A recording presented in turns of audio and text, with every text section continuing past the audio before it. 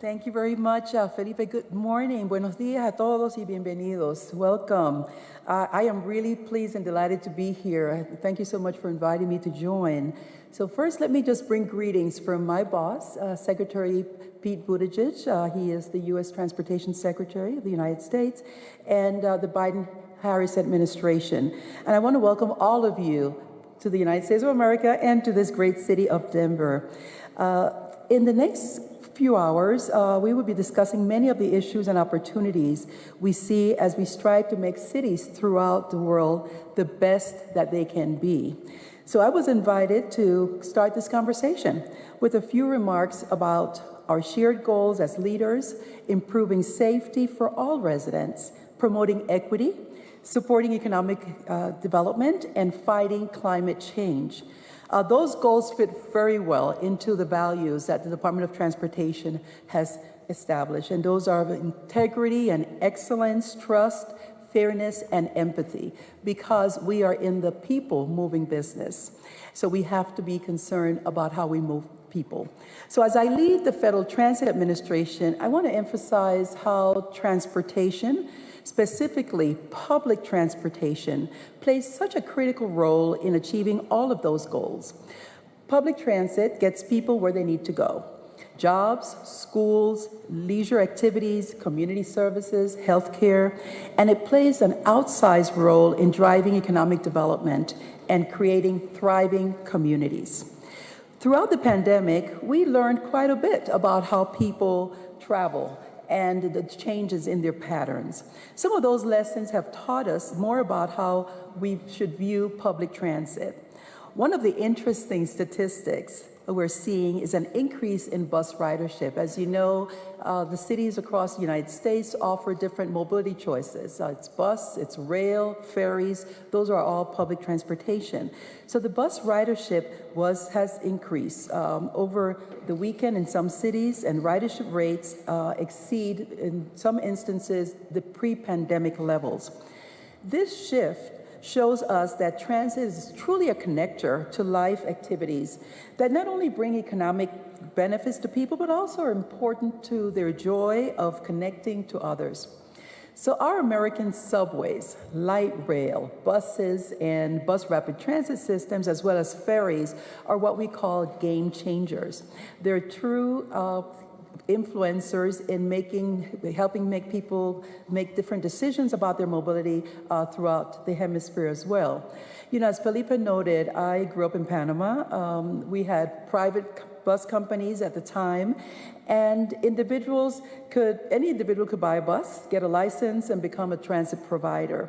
So they confine their services to those corridors that will generate the most profit, often ignoring communities where individuals did not have a choice, did not have an automobile for mobility, and were left behind from the opportunities that jobs and other areas offered. In the United States, our transit agencies are not driven by profit margin. They're focused primarily on improving connections in their communities. They know how important it is for people who live in those communities to be able to get the jobs. And once they get the job, to be able to keep the job, because there's always going to be a public transit system that will get them there. So coming to America and riding public transit in the first city that I lived in when I came to college, which was Peoria, Illinois, was quite eye-opening. The buses all looked identical, and they ran on schedule. They did not typically break down. The drivers wore uniforms. There was a fare and a fare box, and I did not have to haggle with the conductor over what the fare should be. I saw the ways in which good public transportation improves the quality of life of people, providing a true public service, moving more people through the communities to critical jobs and also to other social activities. So that said, I must admit that it can be hard to get around in the United States without a car. There are some states that were built very car-centric, like California, which I left 2 years ago. After World War II, for the first time, our population moved to suburbs. That exchanging the dense, walkable communities for cul-de-sacs and miles apart of asphalt. Similarly, the massive size of our nation and the advance of flight has had its impact on inner city rail. Our nation moved from one based on transit and trains to single occupancy vehicles and airlines. We love our airlines, but we also recognize that for commuting, it's always important to have good transportation, and that is surface transportation. So in the process, we set the stage for many of the problems of this century: worsening the air quality, global warming, and growing inequities in how people live, and where they choose or where they have no option but to live. In many places in America, people who do not drive or do not own a car endure long bus rides, and with multiple connections, what we call the super commuters, when it takes you 90 minutes just to get from your home to your job or to other destinations. Yet some of the most thriving areas where communities have rebounded and increased population density and walkability have transit systems that are the glue. Just look at how successful transit systems have built better cities, attracting people and economic development to downtowns. In Washington, D.C., we can credit the subway for reinvigorating forgotten or even blighted neighborhoods. Where I work at the U.S. Department of Transportation, the headquarters is a prime example.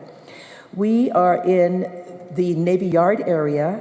There is a Washington Metropolitan Area Transit Authority, also known as WMATA or Metro, that has a station right across the street from our offices. And the development that occurred after that building went up is outstanding. Now, a waterfront that was neglected right adjacent to our headquarters building, it was polluted and dangerous, is the site of top restaurants, thousands of units of housing, a new waterfront district, and 2 major sport teams. According to the local business improvement district, adding 10 subway stops to the Green Line will generate $3.6 billion in tax revenues for the District of Columbia over the next 20 years. The Green Line, which is the line that comes to the USDOT headquarters, is the strongest growth corridor for young professionals, attracting 1 of every 2 new households under age 35 in the city since 2010. Between 2010 and 2016, the number of jobs along the Green Line corridor grew by 50%, with high-wage sectors representing the majority of the growth. And the same report analyzed current and planned construction around the Navy Yard station and declared the station one of the Green Line's biggest magnets for new households and development in a decade. Here's another example. Los Angeles is getting a head start on being the host city for the 2028 Olympics and Paralympic Games, going above and beyond the IOC's sustainability guidelines for host cities. LA community leaders are calling for car-free games, with spectators able to get there using transit, walking, or biking to every event. Los Angeles County Metropolitan Transportation Authority has been doing its part with the assistance of the Federal Transit Administration and USDOT to expand its subway and light rail systems, with the city pledging more bike lanes and bike sharing programs across the region. So even here where we sit today, the city of Denver has transformed itself from a city propelled by cars to a multimodal mecca. Gone are the days where you have to drive in traffic to catch a flight at Denver International Airport. A new commuter rail line can get you to the airport from the renovated historic Denver Union Station in just 35 minutes. And I do hope some of you were able to experience that trip this week. And if not, maybe on your way back to the airport as you plan your departure. Denver RTD celebrated its first light rail opening in the mid-1990s. Today, 12 rail lines carry riders throughout the region, along with the RTD buses, serving more than 9,700 stops. So speaking of buses, Denver is about to inaugurate a new project that will bring the benefits of bus rapid transit to the city, a benefit that many of you have already experienced in your own countries. Since it came to this country from South America decades ago, bus rapid transit has become one of the most popular modes of transit that we support. Now Denver RTD is deep into planning a bus rapid transit line for Colfax Avenue, one of the nation's longest commercial corridors. The project is going to feature bus-only lanes, which will reduce traffic and improve roadway safety. Secretary Pete Buttigieg has been doing quite a bit, and under his leadership, we're all laser focused on safety. He likes to call it our North Star. Our commitment to safety crosses every mode of transportation, which is certainly true at the Federal Transit Administration. We work daily with the transit agencies to make our safe mode even safer, and we're partnering with our Federal Highway Administration to make streets themselves safer. I know the discussion on this panel is going to be about complete streets, and complete streets is only successful if it makes the streets safer for the people who live and have to work and use the sidewalks to get to where they want to go. So by contrast, in the US, American streets can be dangerous places. The Organization for Economic Cooperation and Development city cites that the US is having the highest per capita rate of deaths from road accidents among the 38 countries it sampled in 2021, the most recent year for which it had statistics. We're trying to reduce that number down to 0. That is what Secretary Buttigieg calls his major safety program, the Vision Zero, which is our commitment to achieving safety on our roadways. There are many success stories, new federal programs, grants, unprecedented funding for transit, for complete streets, for safe streets, more miles of protected bike lanes, reduced speeds on roadways, and street redesigns. All of this are efforts so that we can have fewer injuries and reduce fatalities. USDOT's National Roadway Safety Strategy is built on the SAFE system approach. Safer people, safer vehicles, safer speeds, safer roads, and post-crash care. Traffic injuries and deaths in our transportation network may be treated as a given, but the Secretary's strategy does not accept this assumption. It challenges that by asking private industry, nonprofit, advocacy, and government stakeholders to do more and do their part. And we're working with all of our grant recipients in transit to improve safety in all the communities that they serve. We're working very closely with all of the other modes of transportation so that we can leverage our knowledge, leverage our dollars, and bring the safe solutions to communities across this nation.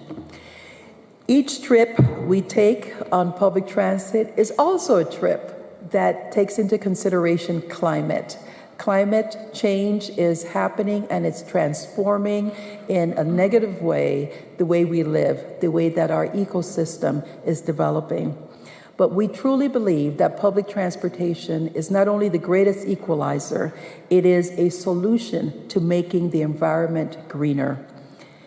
So we are upping our game here in the US by providing funding so that all of our buses, the tens of thousands of buses that traverse through all communities in America, are low or no emission.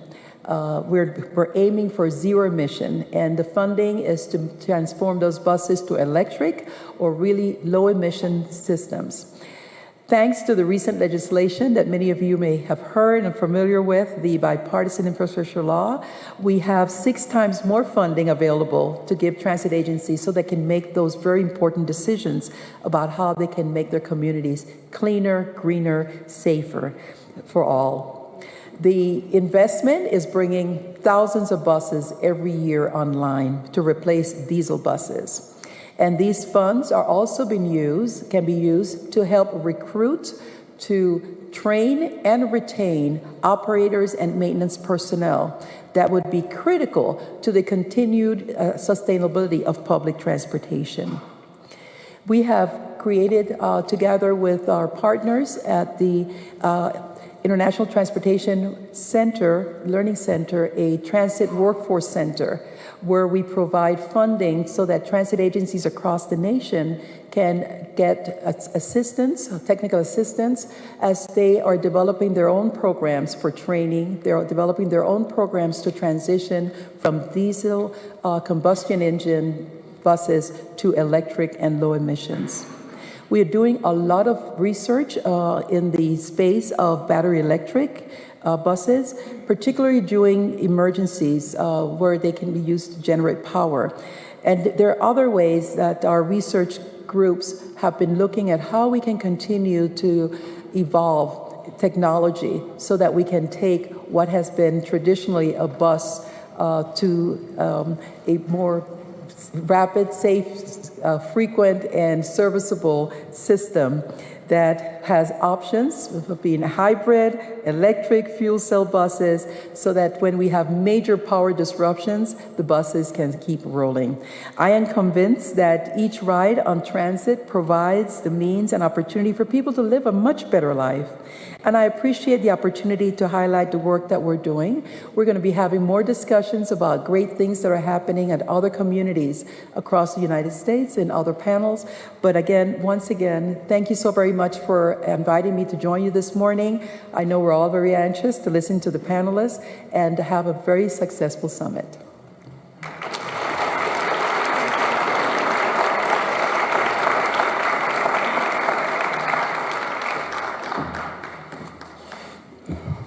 Muchas gracias, Administrator Fernandez.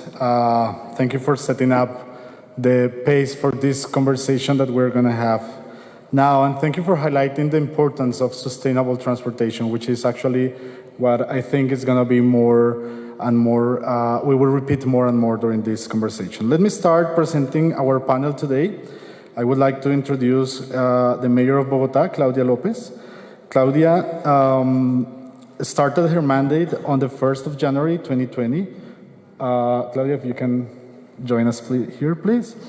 Claudia started her mandate on the 1st of January 2020 for a 4-year term.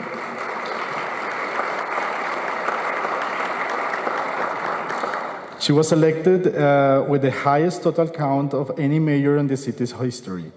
She became the city's first female and also the first lesbian mayor in Bogotá's history. She has an emphatic focus on the environmental, social equity and anti-corruption agendas. Claudia was the vice president candidate in the 2018 presidential elections for the Green Alliance Party and senator of the Republic of Colombia between 2014 and 2018. From there, she promoted important laws such as the bicycle law. She ensured the fair premium for domestic employees. She helped provide a warranty of resources from zero to always, an early childhood policy by the state, and facilitates GDEs for many students without having to enlist in the military first. The public recognized her tenacity and enormous capacity for collective action, which was reflected in the First Against Corruption by leading a citizen consultancy and participatory instrument where she received 11,600,000 nationwide votes. The most votes that any initiative has received in Colombia in entire history. Before entering her political career, Lopez was an accomplished researcher and scholar. Lopez is a finance and international relations graduate from Universidad Externado de Colombia, holds a master's degree in public administration and urban politics from Columbia University and a PhD in political science from Northwest University. Welcome again, Claudia.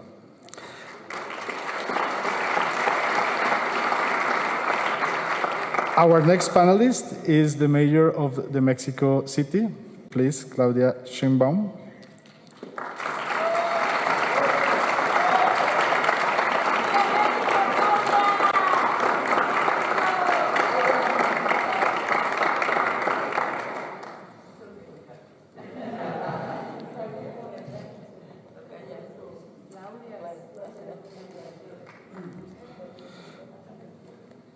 Claudia Sheinbaum is a Mexican scientist and politician who currently serves as chief of the Mexico City government.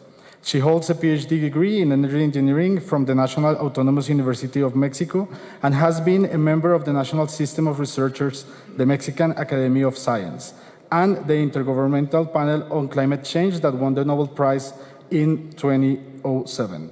Previously, she joined the government of Andrés Manuel López Obrador in Mexico City as Secretary of the Environment in 2000 and was the mayor of Ixtlalpan from 2015 to 2017. Dr. Sheinbaum took office in Chief of Mexico City Government on December 5, 2018 for a 6-year term. Our next panelist, please help me to welcome again Mrs. Claudia. Our next panelist is Tony Lindau. Tony Lindau is our Director of Cities for the W.R. Ross Center for Sustainable Cities in Brazil, PhD in Transport, and former professor at the School of Engineering of the Federal University of Rio Grande do Sul, Brazil. Welcome.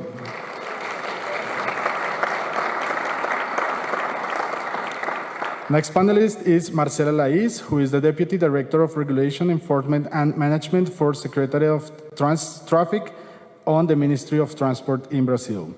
Master in Economics from the Catholic University of Brasilia, specialist in Economics and Finance, graduate in Economics from the University of Brasilia, coordinator of the Thematic Chamber for Management and coordination of the Brazilian National Plan for Reducing Traffic Deaths and Injuries of the National Traffic Council.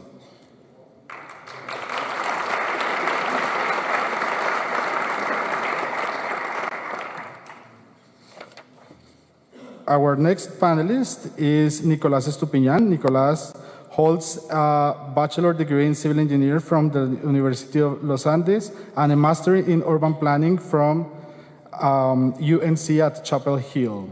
During his career, he has worked enhancing the urban agenda, fostering sustainable mobility, poverty reduction, and fighting climate change. He has served in the public sector in Colombia at the National Planning Department as Mass Transit Coordinator, as Transport Vice Minister, and more recently as Secretary of Mobility of Bogotá between 2020 and 2022. He worked for the World Bank as junior professional in Washington, D.C., and currently is the Infrastructure Director for CAF, Development Bank of Latin America. He has published several papers on urban transport affordability and urban form affecting travel patterns. He serves for 2 committees at the Transport Research Board, and in 2021, he was selected as one of the 21 heroes of sustainable transport by the Global TUMI Initiative.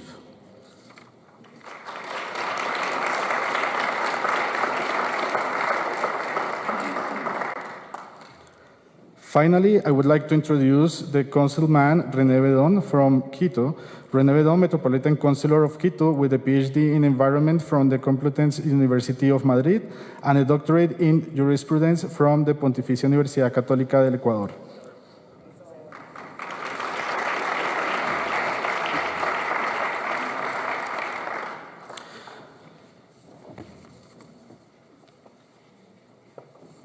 Before starting, let me explain how we're going to go through this session. First, we will have presentations from each of our panelists for around 10 minutes each. Some questions in between, then we will have some reflections from Nicolás, and we will have some open questions. I would like to start just with this image here that I always like to use in my conferences. This image I like to use because I think when we are designing our cities, we definitely have to think in everyone, not just design for some of the people. And we need to actually know what our target crowd is. Here you see toddlers to elders, and we are all in between. Cities definitely should be designed for everyone. And since we are talking about complete streets, definitely we need to address how to design cities in order to be able to help everyone to walk, use their bikes, or the public transport, talking in sustainable terms, when we are approaching our cities. Public space should be equally distributed for everyone. And of course, I'm sure the reflection from today is going to be around safety and public transportation and bikes, as I mentioned. I would like to start with Bogota, with Mayor Claudia. So please help me to, I think this is the presentation.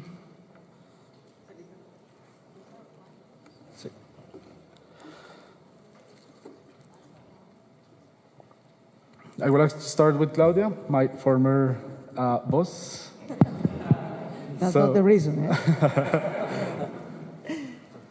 Bueno, si me lo permiten y con el mayor respeto por toda la audiencia, preferiría hablar en español. Es un gusto, de verdad, estar en este panel con todos los colegas de Brasil, de Colombia, de Ecuador y, por supuesto, nuestra colega alcaldesa de México. De verdad es un placer estar en esta cumbre donde este tema, diría yo, es el que más va a influenciar en este siglo la calidad de nuestras ciudades.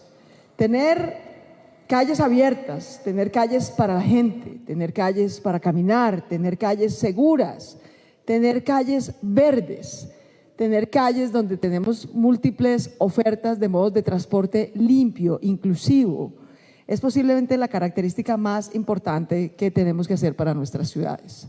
El rey de las calles del siglo XX fue el vehículo. El rey de las calles del siglo XXI debe ser el ciudadano, la ciudadana, la familia, el verde, la seguridad. Esas son las calles que tenemos que construir y que transformar en este siglo, creo yo. Y esa es la experiencia que estamos tratando de tener en Bogotá.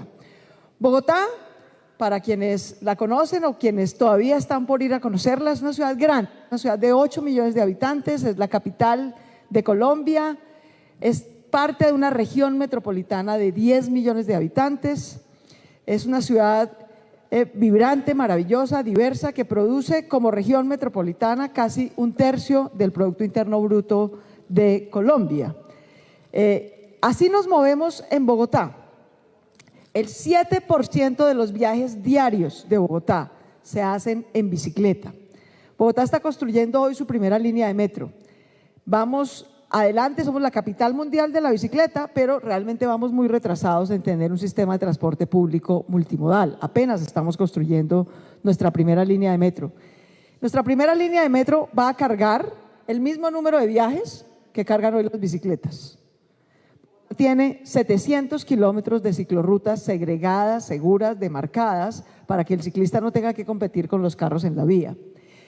El 25%, todos somos ciudadanos que caminan. Ese es el principal modo de movilidad de la humanidad, sus piernas. Y el espacio para los peatones no es, sin embargo, el mejor. Es tal vez el que más tenemos que mejorar. El 25% de los viajes diarios en Bogotá se hacen caminando. El 31% se hacen en transporte público, el 6% en diferentes medios de movilidad distintos a las bicicletas, en motos, por ejemplo, el 4% en taxi y el 14% en vehículo particular. Entonces, quiero empezar por decir que solo el 14% de los viajes se hacen en bicicleta, solo el 20% de los bogotanos tienen un carro en propiedad, pero el 80% del espacio público de movilidad lo ocupan los carros y las motos. La inequidad en el espacio público de movilidad es más grande que la inequidad en el ingreso, y eso es mucho decir viniendo de América Latina. La inequidad en el espacio público de movilidad es mucho mayor. El 80% del espacio está dedicado solamente al 20% de los propietarios y solamente al 14% de los viajes. Entonces, hacer calles completas es cambiar eso. Distribuir y redistribuir el espacio público de movilidad de una manera más equitativa, más segura, más verde, más inclusiva.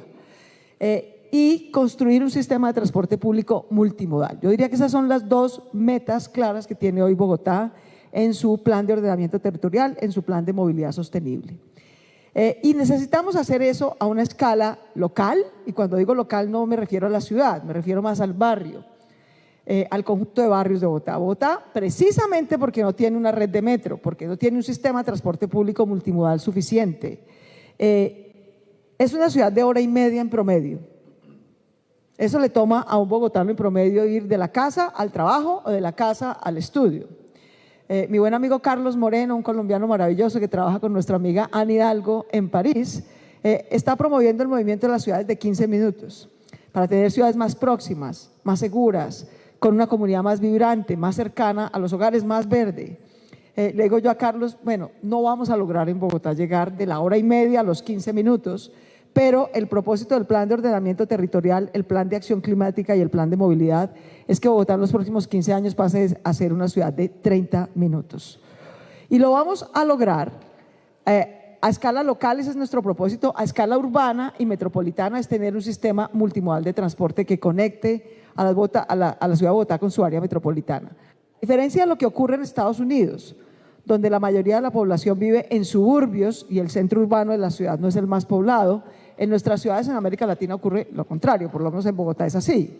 La mayoría de las ciudades, Bogotá es una ciudad densa, muy densa, maravillosamente densa, y una población vive en las afueras de la ciudad, pero el grueso de la población está dentro de la ciudad. 8 millones dentro, 2 millones afuera, para tener una población, una idea. Entonces, en todo caso, darle oferta de transporte público multimodal al que viene y sale de la ciudad es también crucial. ¿Cómo lo vamos a hacer?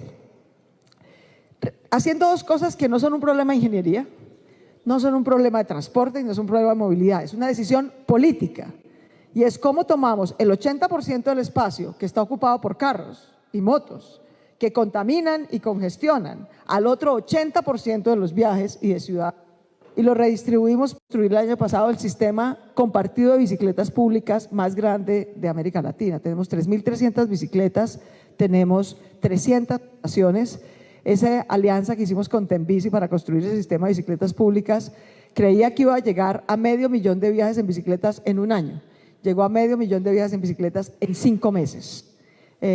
Y el número de viajes en bicicleta subió, ya va en 880.000 viajes diarios. De manera tal que esto es una norma del transporte. A lo que usted le dé espacio de calidad, seguro, va a crecer. Si usted le da infraestructura de calidad y segura a la bicicleta, ese modo de viaje va a crecer. Si usted le da cicloalamedas, si usted le da andenes, alamedas, plazas, espacios públicos seguros, bien diseñados, verdes y atractivos a los peatones, los van a usar. Si usted le da transporte público multimodal, metro, más BRT, más bicicletas, más cables, Bogotá es una ciudad rodeada por montañas maravillosas, la gente lo va a usar. Tenemos que tomar la decisión política de redistribuir ese 80% del espacio que está ocupado por carros y motos quemando gasolina. En el caso de las motos, yo quisiera hacer esa diferenciación en Bogotá y en Colombia en general. Sin la moto y sin el celular, los campesinos de Colombia estarían en el siglo XIX. De manera que ese ha sido un vehículo de inclusión del mundo rural o semirural cerca a las ciudades. Pero en las ciudades donde tenemos transporte público o donde lo estamos construyendo y lo vamos a fortalecer con una gran inversión de los impuestos de nuestros ciudadanos, incentivar más el transporte privado en moto o en carro y no el transporte público limpio y multimodal es realmente pegarnos un tiro al pie. De manera que hay que hacer esa distinción un poco en términos de política pública. ¿Cuál es el propósito de Bogotá? Estamos construyendo la primera línea del metro, estamos sacando a licitación este año la segunda línea del metro, tenemos que construir en los próximos 15 años 5 en total.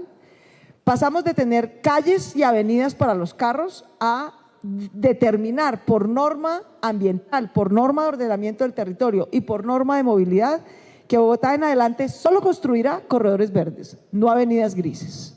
Las avenidas grises son la historia del siglo XX, los corredores verdes es la historia del siglo XXI. Y un corredor verde es simple y sencillamente incrementar el espacio para el arbolado y la jardinería, diseñar a partir del agua y la conexión ecosistémica de nuestras ciudades. Nosotros somos tal vez los más notorios habitantes de nuestras ciudades, pero no los únicos habitantes de nuestras ciudades. La flora, la fauna, las aves, los polinizadores no necesitan metro, no necesitan BRT, no necesitan bicicletas, necesitan que urbanicemos la ciudad decida con los árboles y el arbolado urbano y el diseño urbano que necesitan ellos para poder polinizar y mantener nuestro planeta. Ese diseño ecosistémico es lo primero que hace de un corredor verde que sea verde.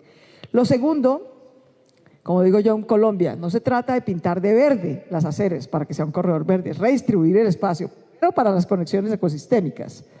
Segundo, para el peatón. Tercero, para los modos alternativos de transporte, como la bicicleta, limpios completamente, con espacio seguro y segregado. Cuarto, con transporte público 100% eléctrico.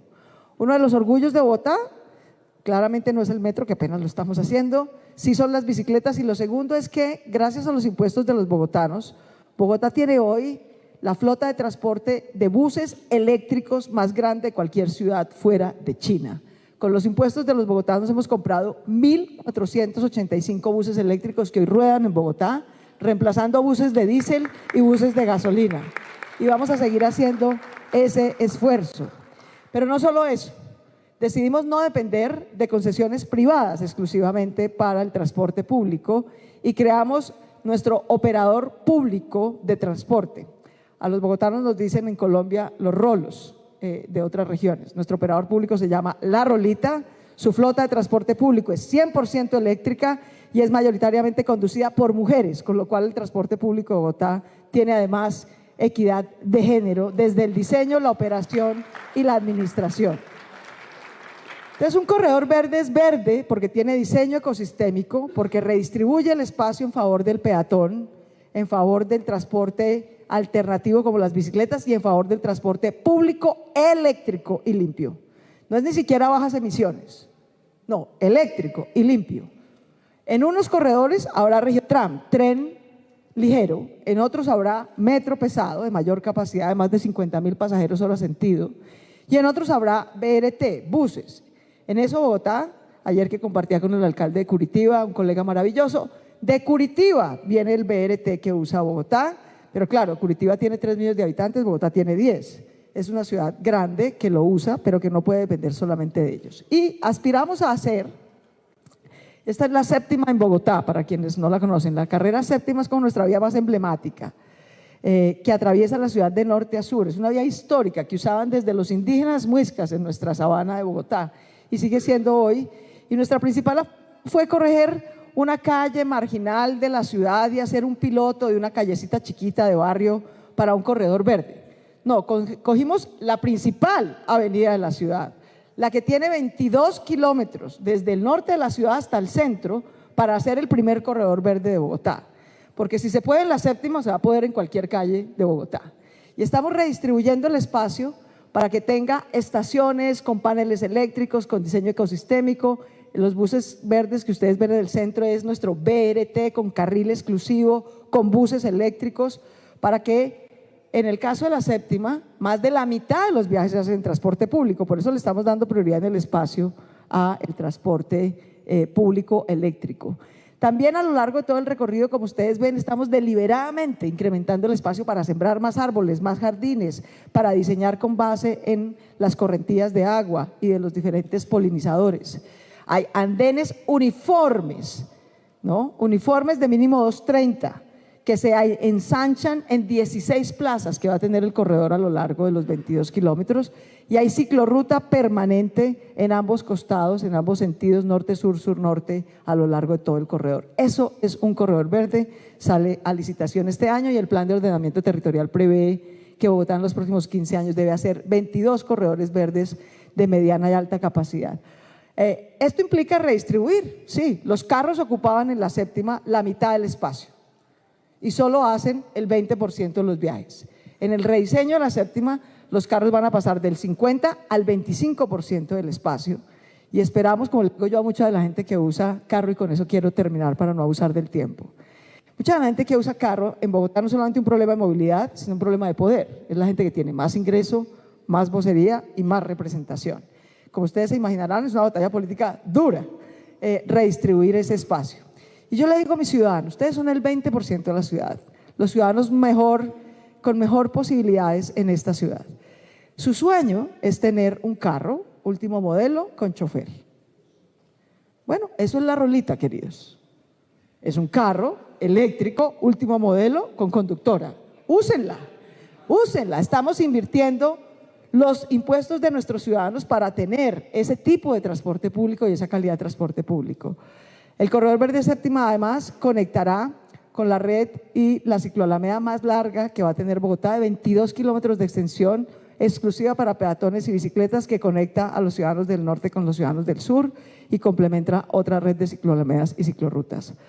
Construir calles completas, calles para la gente, calles inclusivas, calles seguras para las mujeres y niños. Si las niñas y mujeres podemos estar seguras en una calle, todo el mundo puede estar seguro en una calle, para que no lo agredan, no lo violenten, pero también para que no muera cruzando una calle, cosa que es inadmisible en este mundo. Eso es tener calles completas, es tener ciudades verdes y seguras, y esa es la Bogotá que estamos construyendo. Muchas gracias.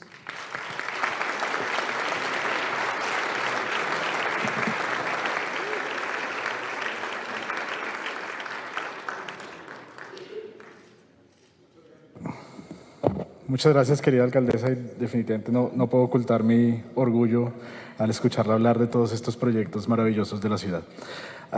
Next, we're going with the Chief of the Government of the Mexico City, Dr. Claudia Sheinbaum.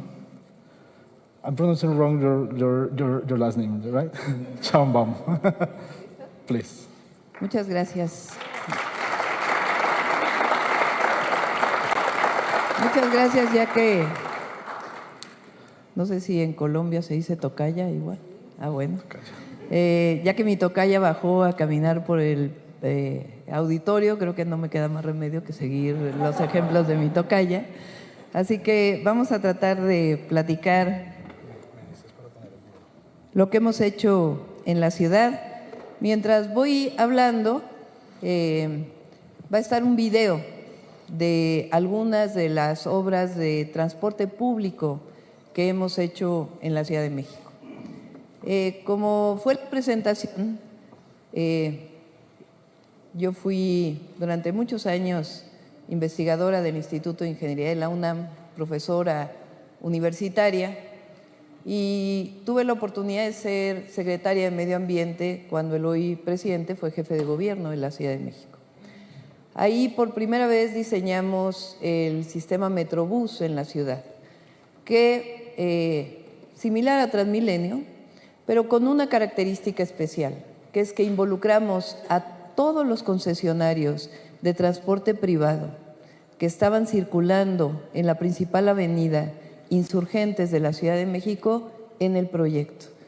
Es decir, yo concibo que el transporte público, que los medios de transporte que hacen que el 70% de los habitantes de la ciudad se muevan, no solamente tiene que ser concebido como un sistema de reducción de emisiones de gases de efecto invernadero, de reducción de contaminantes ambientales, sino sobre todo proyectos de justicia social.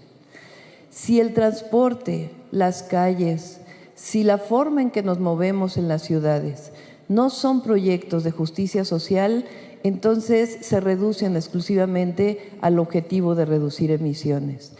Y como hablamos de desarrollo sustentable, nunca se nos debe olvidar los tres pilares.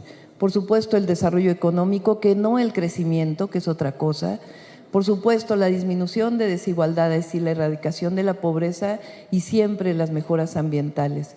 Con estas tres visiones es que hemos desarrollado el proyecto de transporte público en la Ciudad de México.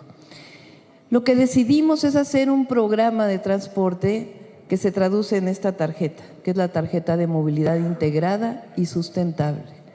¿Qué tiene que ver esta tarjeta? Es una tarjeta con la que ahora todo el transporte público que opera el gobierno de la ciudad puede entrar un usuario. Y estamos avanzando para que hoy el 30% del transporte concesionado la utilice y queremos terminar el gobierno para que todo el transporte público utilice esta tarjeta. ¿Por qué esta tarjeta? Primero, porque representa una visión integral del transporte público en la ciudad y una visión integral de lo que representa una ciudad, pero también porque esto ordena el transporte público a diferencia de los sistemas de hombre-camión que tenemos en la ciudad y en muchas ciudades de América Latina. ¿Qué fue lo que decidimos desarrollar? Lo primero, ya existía en otras ciudades de América Latina, particularmente Medellín, Bogotá y La Paz, el sistema de teleféricos urbanos.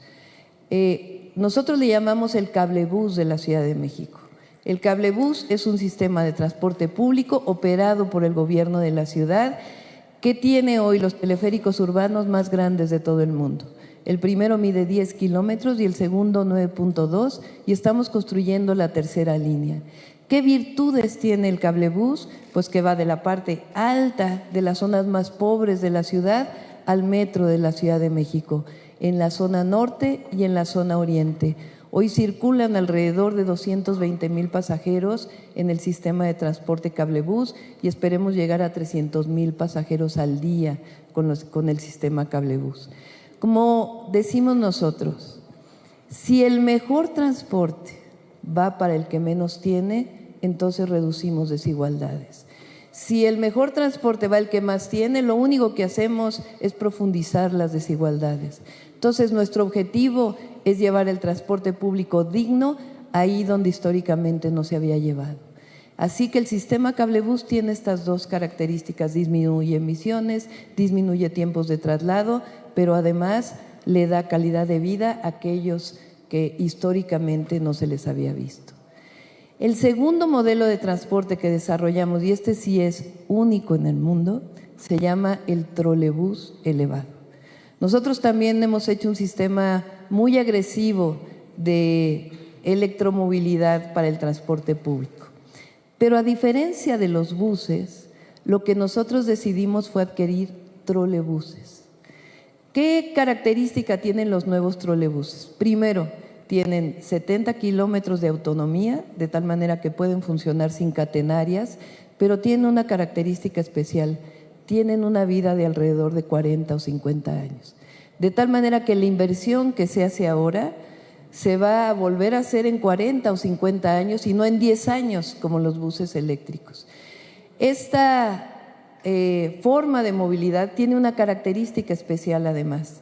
La empresa más antigua de transporte público de la Ciudad de México es el sistema de transporte eléctrico. Prácticamente habían desaparecido los trolebuses en la ciudad y nosotros decidimos regresarle a la ciudad sus trolebuses. Hoy tenemos 385 trolebuses, vamos a llegar a 500 trolebuses, pero en particular tenemos una línea de trolebús que es algo muy especial. Son 8 kilómetros de segundos pisos con 11 estaciones que van en la alcaldía, porque sabrán ustedes que la Ciudad de México está dividida en 16 alcaldías que circulan en la alcaldía más poblada de la Ciudad de México, la alcaldía que está en el oriente de la ciudad y que no tenía un transporte masivo. Decidimos en la avenida central, ampliando además áreas verdes, construir un segundo piso. Ese segundo piso solamente opera con trolebuses. Hoy circulan 120,000 personas. Por ahí no sé si lo pueden ver en el video, a ver si puede estar. En el video ustedes pueden ver el trolebús elevado que tiene la tarjeta de movilidad integrada, es decir, se entra de forma moderna. Las estaciones son como estaciones del metro, pero cuesta la inversión 10% de lo que cuesta un metro y mueve o puede llegar a mover hasta 200,000 pasajeros al día.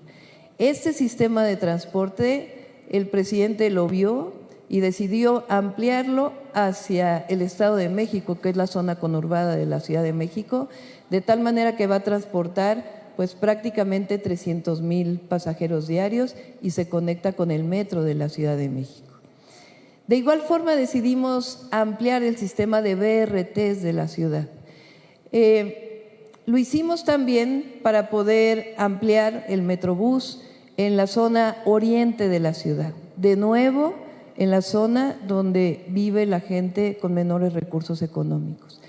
Parte de los graves problemas de las ciudades de América Latina y creo que de todo el continente es que crecieron no solamente con una desigualdad económica, una desigualdad social, sino una desigualdad territorial.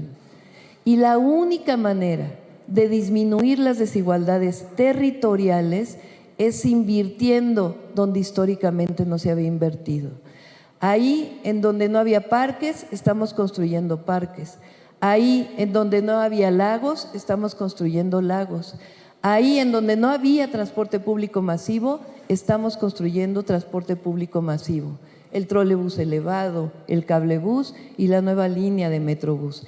Y hemos ampliado las líneas de Metrobús, no construyendo nuevas, sino ampliado para que podamos hacer un verdadero sistema de transporte integrado.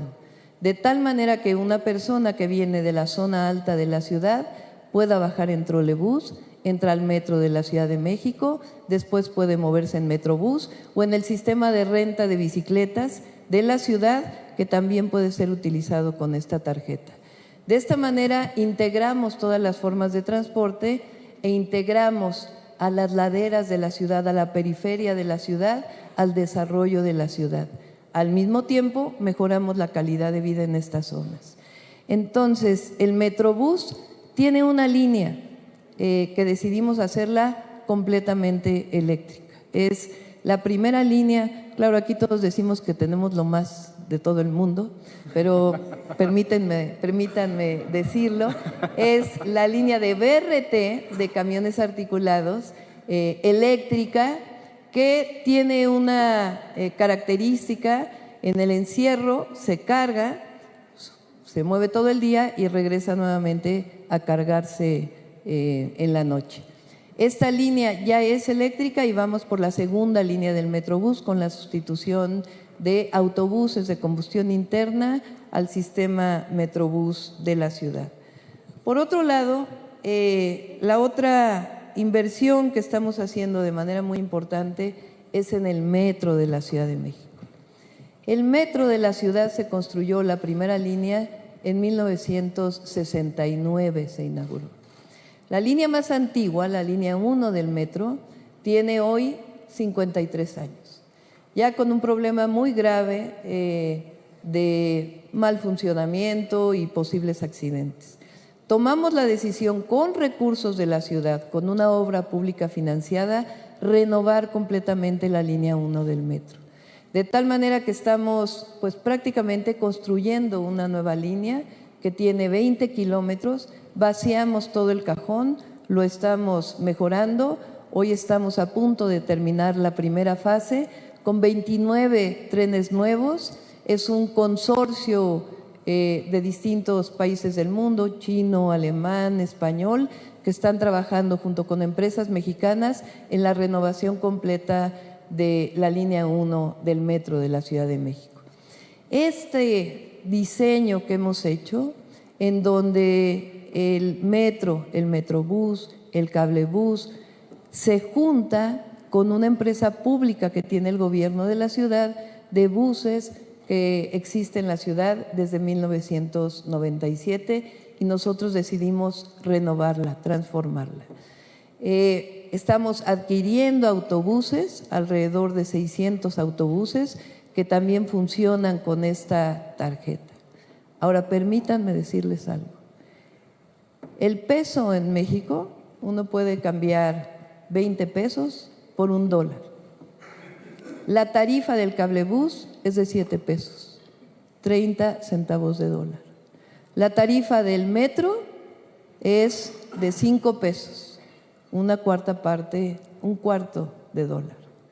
La tarifa de los autobuses para las colonias más pobres de la ciudad, algunos de ellos, es de 2 pesos, 10 centavos de dólar. Y ustedes se preguntarán, ¿cómo hace esto la ciudad y cómo ha podido invertir tanto y al mismo tiempo subsidiar? Primero, esto nos va a permitir que el incremento, que es un problema siempre en el transporte público de nuestras ciudades, pueda ir subiendo con la inflación, sin necesidad de tener numerarios específicos de 5 a 7 pesos, sino de 5 pesos a 5 pesos con 10 centavos. Que de otra manera sería imposible. A partir de que esto exista, podrá aumentarse. ¿Cómo lo hemos hecho? Mejorando el sistema de transporte de la ciudad.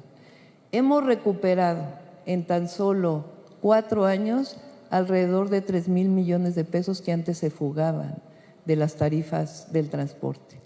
Por eso esta tarjeta de movilidad representa movilidad integrada, movilidad sustentable, y también representa economías que nos permiten recuperar recursos para poder generar inversiones.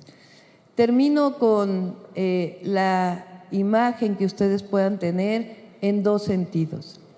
La primera, la avenida más larga de la ciudad, Insurgentes, tiene hoy el sistema Metrobús, BRT, que lo hicimos a principios o en el año 2004 fue inaugurado, y durante la pandemia decidimos hacer un carril de esta avenida para bicicletas. Hoy ese carril para bicicletas ya es fijo, de tal manera que la avenida más grande, similar a lo que está haciendo Bogotá, de 24 kilómetros, hoy tiene el Metrobús, tiene la ciclovía y realmente hay uno o solamente dos carriles para el transporte privado. De tal manera que estamos transformando las ciudades. Y finalmente, algo que parece muy menor, pero que ha transformado la vida, particularmente de las comunidades también de menos recursos económicos de la ciudad. Decidimos iluminar banquetas. Históricamente, y como bien dijo Claudia, durante el siglo XX se iluminaron las calles para los vehículos y nadie nunca pensó en el peatón.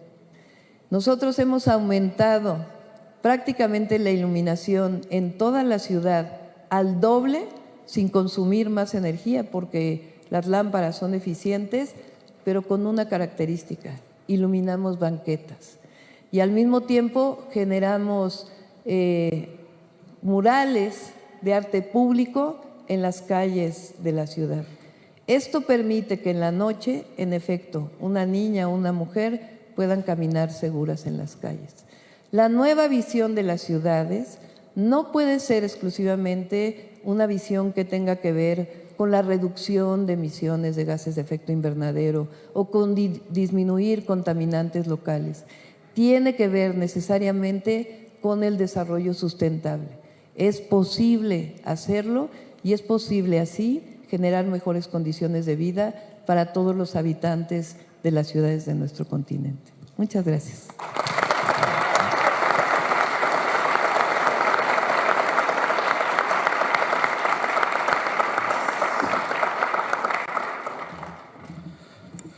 Muchísimas gracias a la jefe de gobierno de la Ciudad de México. Definitivamente Ciudad de México es una ciudad maravillosa en todo sentido.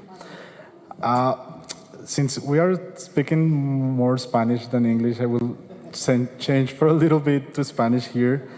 Aprovechando y sabiendo que vamos a estar de pronto un poco cortos de tiempo al final con las presentaciones que siguen, quiero hacer simplemente una pequeña pregunta a las dos alcaldesas que tenemos en el panel, alcaldesas Claudias. Y yo sé que esta pregunta podría derivar para una conversación de un debate de varias horas, pero quisiera que en muy poco tiempo nos ayudaran, porque creo que nadie mejor que ustedes para poder explicarnos cómo se logra realmente en una ciudad que coexistan la opinión de las comunidades, la visión política y la visión técnica de todas aquellas personas que están trabajando por estos proyectos para que salgan adelante. Porque no necesariamente estas tres cosas coinciden. Muchas veces lo que las comunidades quieren es una cosa, muchas veces lo que la política de alguna forma está derivando en las ciudades es otra, y muchas veces lo que el resultado técnico muestra también puede estar un poco no alineado. Entonces, ¿cómo se logra en sus ciudades y cómo en estos proyectos tan maravillosos que nos han mostrado de estos avances que se han tenido, cómo se logra hacer para que estas tres cosas realmente estén alineadas? En 2 minutos, por favor, cada una.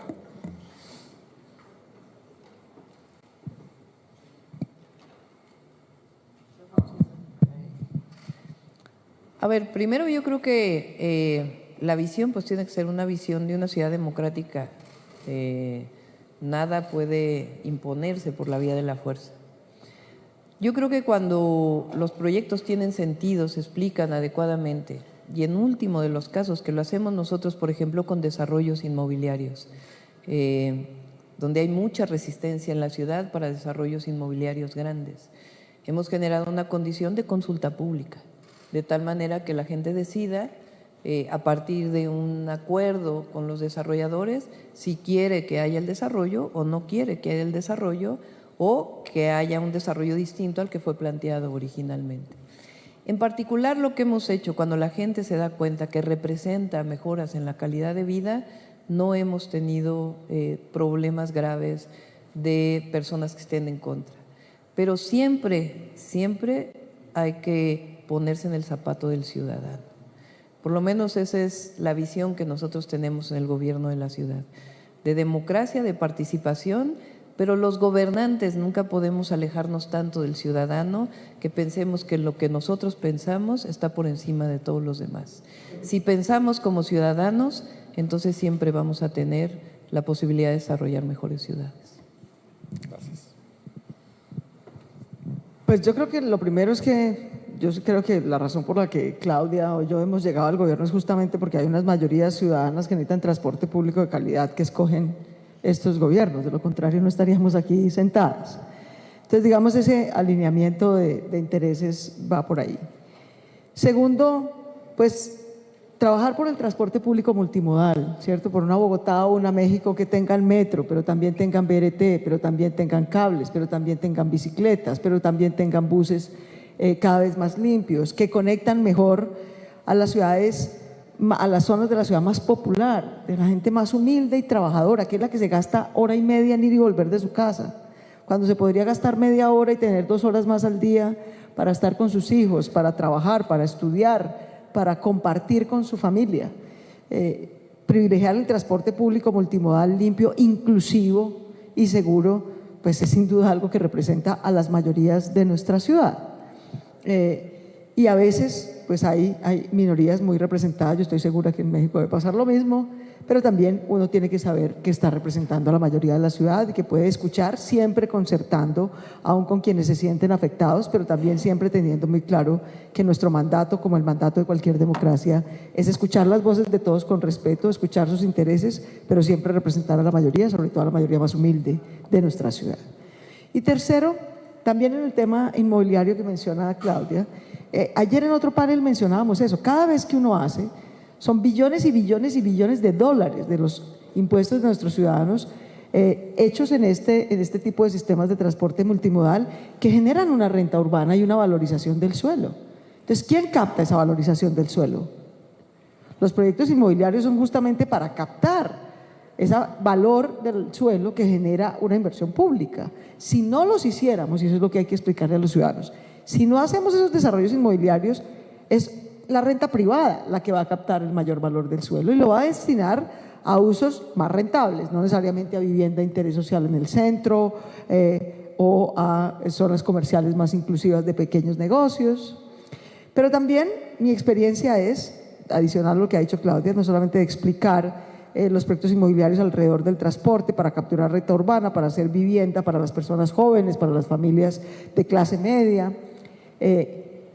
Ha sido muy importante, esta fue una decisión del Plan de Ordenamiento Territorial. La gente se resiste al desarrollo inmobiliario alrededor del transporte porque creen que lo van a expulsar, que renovación urbana quiere decir que llega el metro, se valoriza el suelo, me compran a mí mi vivienda lo que estaba y me expulsan del centro de la ciudad donde yo vivía y me mandan a una zona más periférica.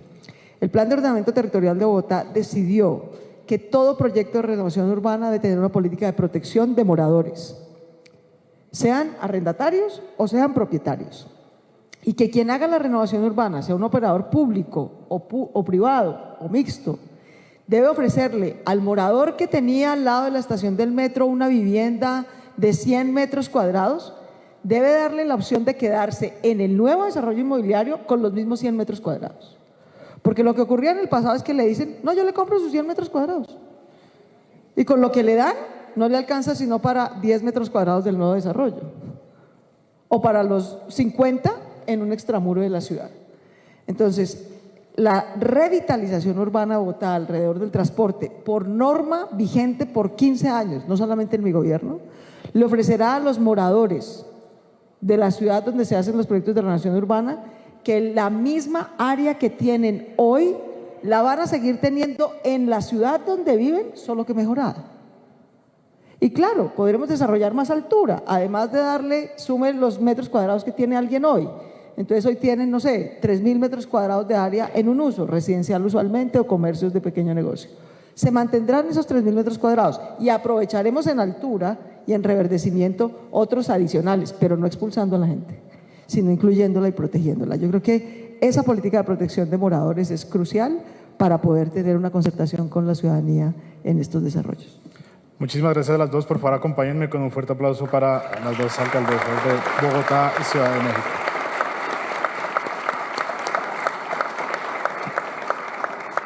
Let's continue with our next panelist. Please, Tony, 10 minutes for your presentation.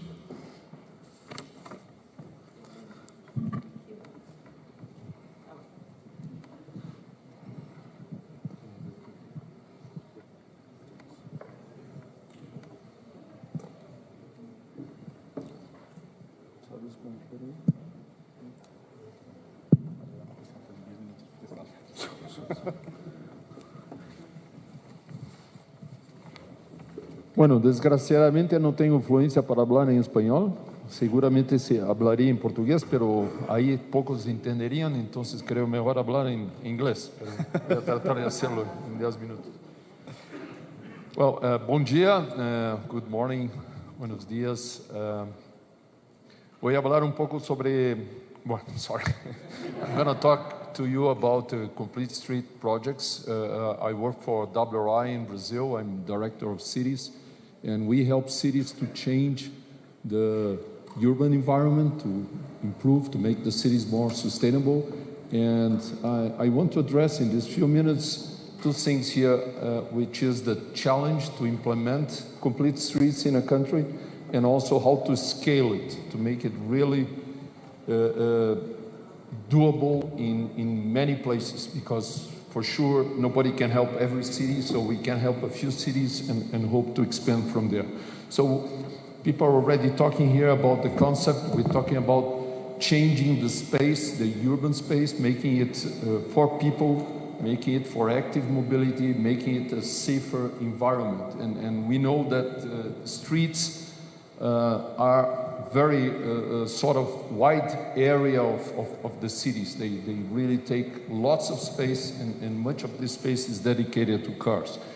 So I'll start with showing some before and after examples, only 3 examples here, but you can see how dramatic the environment can be changed.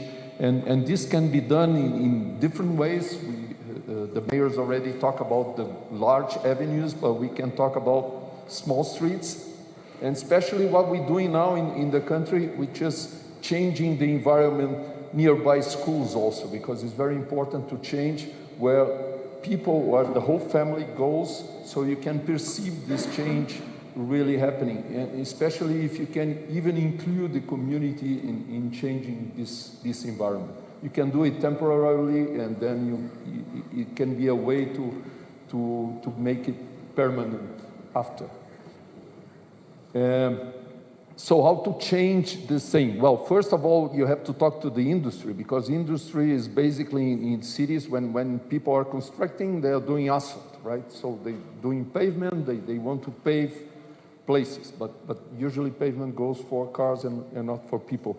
So one thing that we made a point was getting in an event and doing like you can see there in the back, in making this in an event like this for the construction people in Brazil. So we did this in 2017 in the conference in São Paulo.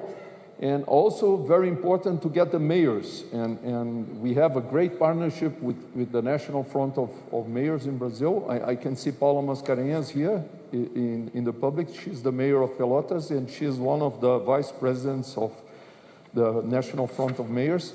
So we did the same thing in an event that was hosted in Brasilia in 2017, to get the mayors to see and to experience very little in this space, what could be a change in the environment. And actually, the point I want to make here is that if you get networks of cities, and if you get also networks of local people, local universities, and if you can change this idea and make it happen in graduation courses, especially in engineering and in architecture, and if you get these people to evaluate, to co-design, and also change and then count and see what happened and make these differences, I mean, that's a way of doing it. So we started with 11 cities and trying to get cities nearby also to get to the concept, and in a few years we already had 21 cities, and now we don't count anymore because this is sort of spreading throughout the country. But one important thing was to document this experience and to tell exactly what the transformation is, what you have as before and after in many of these cases. And we'll have an English version to be launched soon, but this is a publication which is downloadable from our sites. And our latest network is a network of cities in the state of São Paulo. The state of São Paulo has more than 40 million inhabitants, so we are here working now with 20 cities with sort of add to 8 million inhabitants, but again with this idea of promoting these changes, and as I mentioned before, many of them nearby schools, which is a new thing that we are doing there. And then, well, Marcela, luckily here, she will talk about what we've done with the federal government also, but we're working at the federal level and with materials and capacity so that actually this can continue and, you know, many more cities can implement. Well, this is my sort of quick message here. Thank you.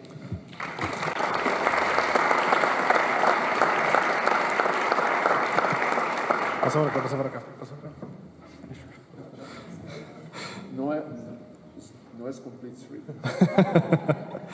Not complete streets.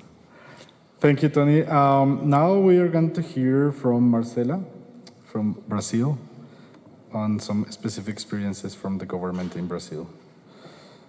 Let me check. I think this is your presentation. There you go.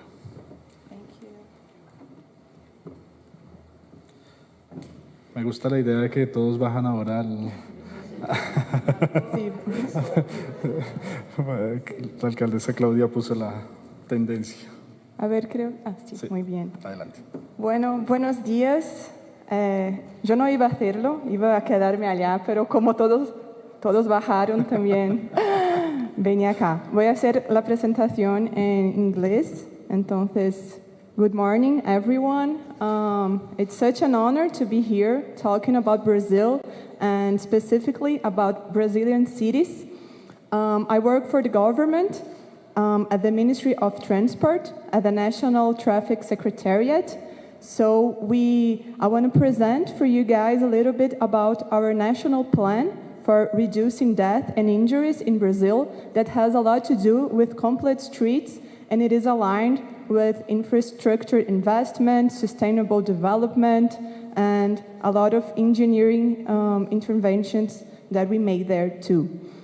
First of all, I want to show you guys a quick evolution of traffic fatalities in Brazil.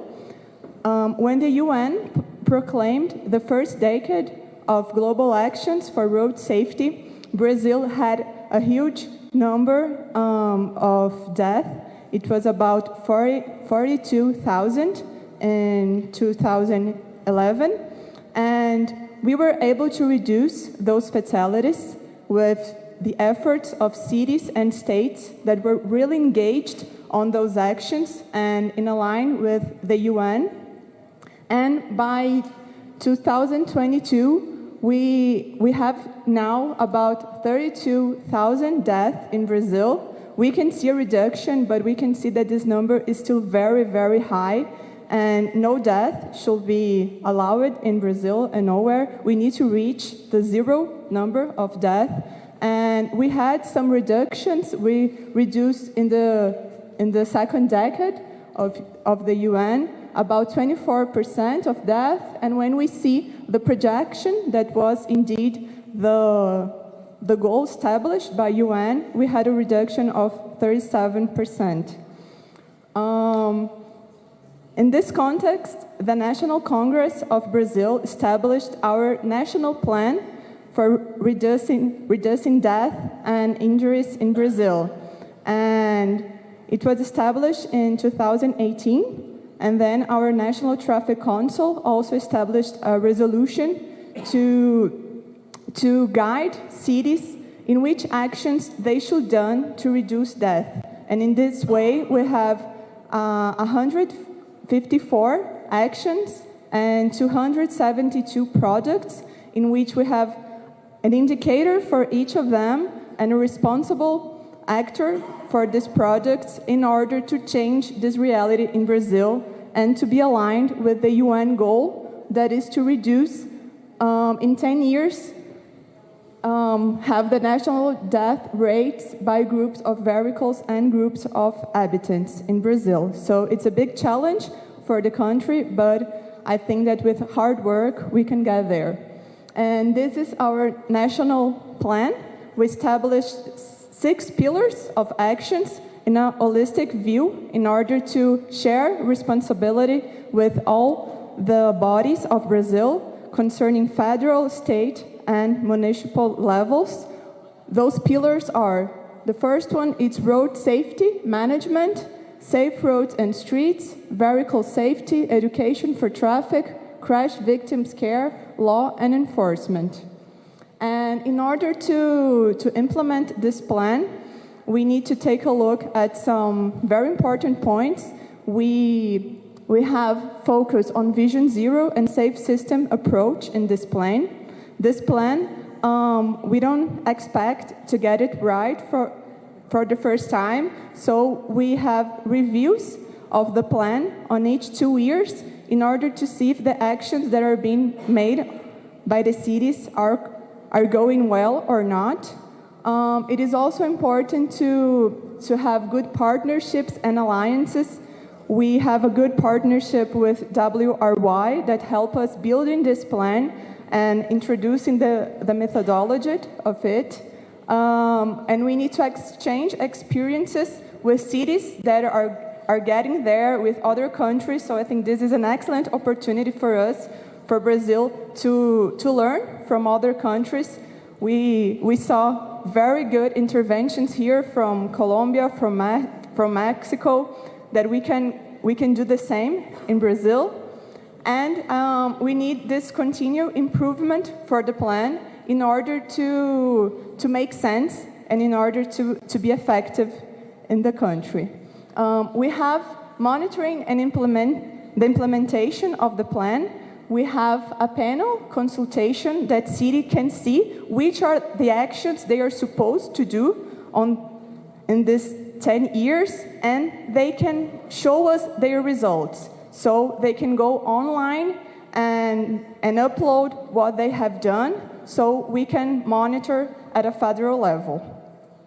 I think we have a huge challenge in Brazil. We are a huge country with 27 states, about 6,000 cities. So it's a huge country, and we have reduced traffic death. I think for the first years it was easier because of the low-hanging fruit theory, which means that in the first years we get good results, but for the next decade now we need to continue to keep going in order to achieve this goal. We have a lot of challenges, as the majors here presented. We have those challenges in Brazil when concerning inequality, social inequality, data collection. We're building actually a national accident database integrated with other ministries. We have a good relationship with the Ministry of Health and Ministry of Cities in order to integrate those actions. We have also challenges concerning funding, two-wheel drivers, that is the first cause of death in Brazil, capacity building, education and behavior, that it's a strategic point. I think it's the highlight point here also to train people and to change this mentality in order to change this paradigm where vehicles are in first place and not people. So in this context of complete street, we need to change in order to build safer and healthy cities. We did some implementations in the cities of Brazil, as shown here by Tony, and we have this partnership with WRY. So despite of all those challenges we have in Brazil, we know that we can change cities there. We know that with complete streets And with good engineering intervention, with traffic calming, introductions of those theories and those changes, we can build safer cities. And sometimes we think that we don't have enough money or that we don't have enough capacity, but I think we can do it if we work hard and if we change those concepts. So here are some pictures where we can see that pedestrians and kids have the #1 space here in streets and not only vehicles. We made some changes, and those changes also include reducing speed. That is one of the most challenging things, because sometimes people react badly when we say that we want to reduce speed, but we can see excellent results. And people, 80% of users of those streets feel safer after those interventions.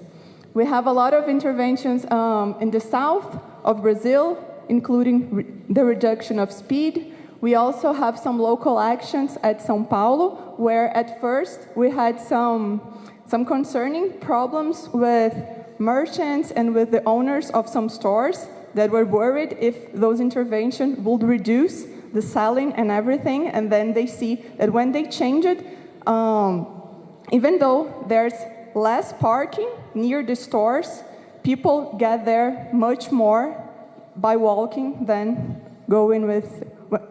parking with their own vehicles. So we have a lot of interventions in Brazilian cities in order to build safety and healthy cities for people. And in our national plan, we have those actions established in order to create a complete street program. And to do so, we're building a complete street manual that it's going to be launched in October. And we need to change this reality by establishing a goal by 2030 that is the implementation of the Complete Streets program in all Brazilian cities. So that's what we're working on. So we're doing this manual, but then we have the task to train all the authorities and all of people that are going to use those manuals in order to get a good result. So this was a little bit about Brazilian cities and our interventions. So thank you very much.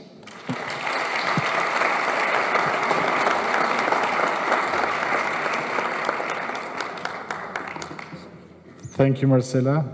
Now we're going with one more presentation from the Councilor of Quito, René.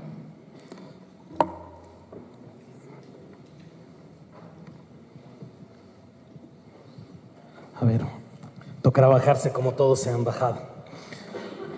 Voy a tratar de explicarles un poquito cómo funciona el tema de Quito. Creo que tenemos una conclusión que nos han dicho las alcaldesas tan gráficamente, sobre todo a Claudia. Necesitamos calles completas porque si no esto no funciona. El auto como rey dejó de funcionar en el planeta y vamos a tener dificultades en el manejo urbano. Quito tiene varias dificultades respecto a esto. Quito es una ciudad alargada. Esa es la tradicional imagen que tenemos de Quito, una ciudad alargada. No es como una ciudad redonda, que es mucho más fácil de planificar, sino que tenemos una ciudad de 3 millones de habitantes que va de sur a norte en una especie de salchicha.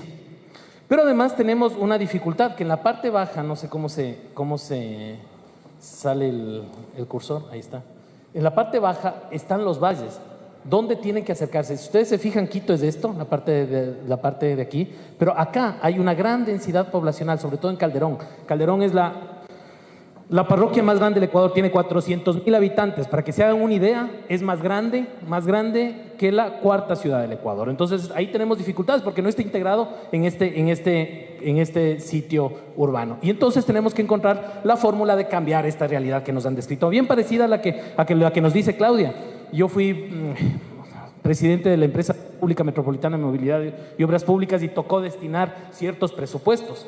Y en virtud de los reclamos que existía, sobre todo de los dueños de vehículos, tuvimos que destinar para el programa de repavimentación Quito cerca de $60 millones.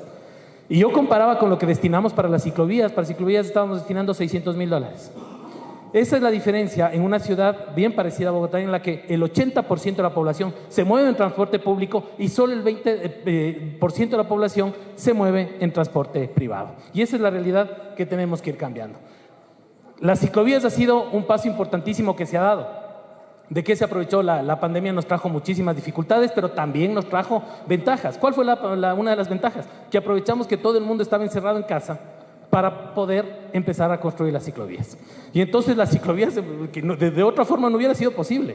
Entonces, claro, la gente salió del encierro y se encontraron con las ciclovías ya en la avenida Amazonas, en la avenida 6 de diciembre, que antes no habían. Y claro, hubo muchas críticas porque a la gente no le gusta bajarse de sus carros, y esos son los líderes de opinión que básicamente tienen acceso muchísimo inclusive a las redes sociales. Acá está la ciclovía, hemos llegado a construir ya 120 kilómetros en ciclovías con volardos para proteger a los ciclistas. Se han aumentado de 33,000 viajes a 120,000. Tenemos que aumentar definitivamente más los viajes, pero la infraestructura se está construyendo. Esperemos que ya para el próximo presupuesto podamos destinar más a estas ciclovías y que pueda permitirnos también enfrentar a la crítica de quienes manejan transporte privado. También se ha tratado de generar urbanismo sostenible. Estas intervenciones se han realizado para pacificar ciertas zonas. También hay oposición, ciertamente, de los dueños de vehículos que dicen nos congestionan más, cuando lo que deberían generar es intercambiadores para solucionar. Pero este urbanismo táctico nos está permitiendo generar zonas más pacíficas que permiten ser más empatibles y generar calles completas, más compatibles con el peatón, más compatibles con los ciclistas, y naturalmente que deje de ver al rey de la vía, al vehículo público. Se están realizando estas cuestiones. Y creo que tenemos una oportunidad importantísima en Quito. Nosotros acabamos de construir la primera línea de metro de Quito con el apoyo de la CAF, del Banco Europeo de Inversiones, con el apoyo del Banco Mundial, en una inversión muy fuerte para la ciudad, $2,000 millones que han sido utilizados en la construcción de esta línea, que lleva 10 años. 4 alcaldes han construido este metro, que está listo para entrar en funcionamiento. Acá está la primera línea del metro de Quito ya lista para operar. Está designado el operador, va a operar Metro Medellín, que fue quien ganó el concurso para la operación durante los próximos años. Pero en este momento se encuentra en lo que se conoce como la marcha blanca, con transportes gratuitos para que las personas se familiaricen con el uso del metro. Creo que es una oportunidad importantísima, porque esto nos va a permitir llevar a calles completas. Si es que logramos encontrar que este transporte público le sirva a la ciudad, porque además no necesitamos muchas más líneas, nosotros necesitamos solo una línea de metro, porque es una ciudad larga. Entonces no necesitamos tener la estructura intrincada que requieren otras ciudades. Necesitamos una línea de metro y tal vez las otras que permitan salir a las periferias, pero no mucho más. Y si es que aprovechamos esto, va a ser una posibilidad enorme para Quito de llegar al tema de calles completas. Para eso necesitamos empezarle a quitar espacio a los vehículos. Esta línea de metro tiene también la ventaja de que fue pensada con movilidad inclusiva. La seguridad es fundamental. Cuando yo pregunto a mucha gente en la ciudad, familiares inclusive, me dicen: yo no me voy a ir en el transporte público porque es inseguro, me van a asaltar, me van a robar. Si no generamos seguridad, el transporte público no va a funcionar. Eso es atado absolutamente esto. Entonces fue pensado con una movilidad exclusiva. Se han instalado cámaras en todos los sitios para que las personas lleguen al metro con seguridad. Se está implementando una política cero acoso. Se están analizando temas de trenes específicos para mujeres, y tenemos un canal de denuncias específico para las denuncias por la violencia dentro del transporte, para generar esa seguridad que se requiere para el tema. Además, en los temas ambientales es importantísimo, porque se está generando una reducción evidente de emisiones. Tenemos una dificultad, que en Ecuador es imposible legalmente poner peajes urbanos, y por lo tanto dejar vehículos en suelo vía peaje es mucho más complicado. Pero sí, en realidad sí se van a dejar, por la facilidad que va a tener esto. Un viaje entre Quitumbe y el Aye, que antes se demoraba entre 2 horas y 2 horas y media, se demora ahora 20 minutos en el metro, lo cual va a cambiar totalmente la vida de la gente, sobre todo en el sector sur de la ciudad, que son los sectores más deprimidos. Pero además de estas reducciones están contabilizándose ya en el Ministerio del Ambiente del Ecuador, en el programa de Ecuador Cero Carbono. Está ya como primer proyecto utilizando el metro de Quito para calcular las reducciones netas, para ver cómo se reporta esto dentro del marco del Convenio de París, del Convenio Marco del Cambio Climático, para ver las reducciones que efectivamente se están realizando. Esta es una de las ventajas en el tema ambiental que va a producir el metro de Quito. Esto nos deja con una visión que tiene la ciudad, el corredor urbano. Nosotros tenemos una vía, la 10 de agosto, donde desde hace 30 años tenemos el trolebús. Es el servicio que manejaba Quito, tal vez fue el primer servicio eléctrico que hubo en América del Sur. El trolebús está ya con bastantes años de recorrido, pero corre paralelo al metro. Como es una ciudad larga, lo lógico hubiera sido hacer en otro lado, pero como es una ciudad larga, el metro tuvo que correr junto al trolebús.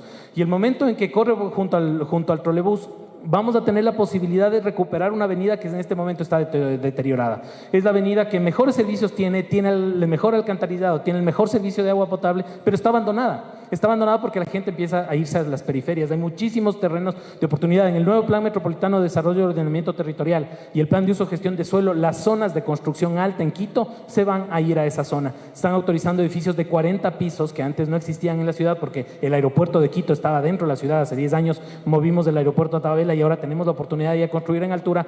Toda esa zona va a ser construcción en altura y básicamente lo que se pretende es generar unos corredores urbanos verdes donde esperamos que efectivamente ya estas calles completas empiecen a funcionar. Con espacio de reducción, en este momento tenemos 8 vías para vehículos privados y las 2 vías para el trolebús exclusivas. Lo que esperamos es que máximo exista una vía de ida, una vía de vuelta y se transforme en un gran paseo ecológico para que las personas caminen, estén alentadas a ir a vivir en esos sitios en altura y la movilidad se transforme, vaya alrededor del metro, que creo que es la oportunidad enorme que tiene Quito, y en ese trabajo está arduamente la municipalidad, el Consejo Metropolitano, para lograr que estos objetivos de calles completas vayan a ser realidad. El tema de la participación, ¿cómo se logra? Se generó una ordenanza recientemente en la cual se creó una mesa técnica liderada por uno de los concejales e integrada por 4 miembros de la sociedad civil, especialmente de grupos de peatones y de ciclistas, el secretario de Ambiente, el secretario de Territorio y la Secretaría de Movilidad, con el objeto de que con este órgano multicompetente con varias propuestas se vayan generando las políticas que después tienen que ser adoptadas en el seno del Consejo Metropolitano. Esperamos de esa forma que la ciudad se vaya conectando adecuadamente y cumplir ese objetivo, lograr que efectivamente el carro deje de ser el rey y que las calles completas permitan que el peatón y que el ciclista se apropien del espacio público y en definitiva cumplamos el derecho de la ciudad y se verifique también el cumplimiento de los derechos de la naturaleza que en el Ecuador están a nivel constitucional y podamos tener una calidad de vida mejor todos nosotros de naturaleza. Muchas gracias.